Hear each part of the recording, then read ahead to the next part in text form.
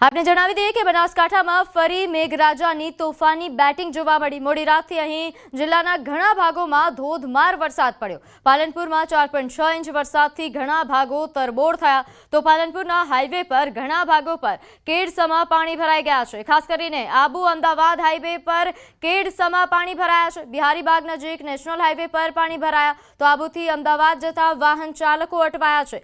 ઘણા વાહનો બંધ પડ્યા છે। પાણીમાં ધક્કા મારવાની ફરજ પડી। 4.6 ઇંચ વરસાદથી પાલનપુર પંથક હાલ પાણી થયું છે। તો આબુ અમદાવાદ હાઈવે પર હાલ કેડસમા પાણી ભરાયા હોવાની સમસ્યા છે, જેના કારણે અહીં વાહન ચાલકો ઘણા સમયથી અટવાયા છે। ઘણા વાહન ચાલકોએ ધક્કા મારવાની પણ ફરજ પડી। તો આબુ જતા વાહન ચાલકો માટે આ મહત્વના સમાચાર। હાલ આબુ અમદાવાદ હાઈવે પર કેડસમા પાણી ભરાયા છે, જેના કારણે અનેક વાહનો અહીં અટવાયા। વાહનોને ધક્કા મારવાની પણ ફરજ પડી। ભારે વાહનોને પણ અહીં હાલાકી ભોગવવાનો વારો આવી રહ્યો છે।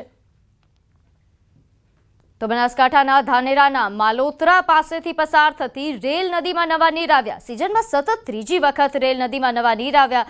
નવા નીર આવતા ખેડૂતોમાં ખુશીનો માહોલ છવાયો। તો નદીમાં નવા નીર આવતા ભૂગર્ભ જળ ઊંચા આવશે, જેથી ખેડૂતોને ફાયદો થશે। રેલ નદીના અવકાશી દ્રશ્યો સામે આવ્યા। તો રેલ નદીમાં નવા નીરના આ દ્રશ્યો, આ ડ્રોન નજારો જે રેલ નદીનો છે, સતત ત્રીજી વાર રેલ નદીમાં નવા નીર આવ્યા છે, જેના કારણે અહીંના ખેડૂતો માટે આ સારા સમાચાર છે। ખેડૂતો ખુશ છે, કારણ કે જે સિંચાઈના પાણીની સમસ્યા છે તેનો હલ આવી ગયો છે। નવા નીર આવતા ભૂગર્ભ જળ પણ ઊંચા આવશે, જેના કારણે પાણીની તંગીની સમસ્યા દૂર થશે। તો રેલ નદીના આ આકાશી દ્રશ્યો આજુ।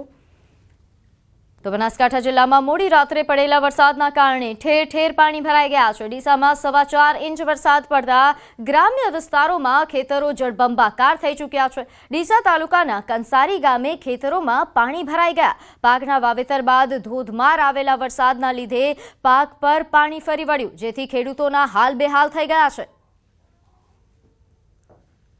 બનાસકાંઠા જિલ્લામાં જે વહેલી સવારથી જે વરસાદ વરસી રહ્યો છે તેને લઈને જિલ્લાના હાલ બેહાલ બન્યા છે। અત્યારે મેં ડીસા તાલુકાના કંસારી પાસેના ગ્રામીણ વિસ્તારમાં છીએ કે જે આપ દ્રશ્યોમાં જોઈ શકો છો કે ખેતરો જે છે તે અત્યારે જળબંબાકાર જોવા મળી રહ્યા છે। જ્યાં નજર કરીએ ત્યાં પાણી જ પાણી જોવા મળી રહ્યું છે। મહામૂલા પાકનું જે વાવેતર ખેડૂતો દ્વારા કરવામાં આવ્યું હતું તે અત્યારે પાણીમાં ગરકાવ જોવા મળી રહ્યું છે। થોડા દિવસ પહેલાં જે વરસાદ આવ્યો હતો તે વખતે પણ ખેડૂતોના હાલ બેહાલ બન્યા હતા અને આજે જે દિશામાં 4 ઇંચ જે વરસાદ પડ્યો છે અને હજુ પણ વરસાદ વરસી રહ્યો છે તે લઈને ખેડૂતોની હાલત અત્યારે દયનીય બની છે અને આ સમગ્ર ખેતર જળબંબાકાર થતાં અત્યારે ખેડૂતો જે છે તે પરિવાર મુશ્કેલીમાં મુકાયો છે। મહત્વની વાત તો એ છે કે વહેલી સવારથી જે વરસાદ વરસી રહ્યો છે, પાલનપુરમાં જે વહેલી સવારથી 5 ઇંચ જેટલો વરસાદ વરસ્યો છે, દાંતીવાડામાં 6 ઇંચ જેટલો, તેમજ ડીસાની અંદર જે 4 ઇંચ જેટલો વરસાદ વરસ્યો છે તેની સીધી જ અસર બનાસકાંઠા જિલ્લાના જનજીવન પર પડી રહી છે।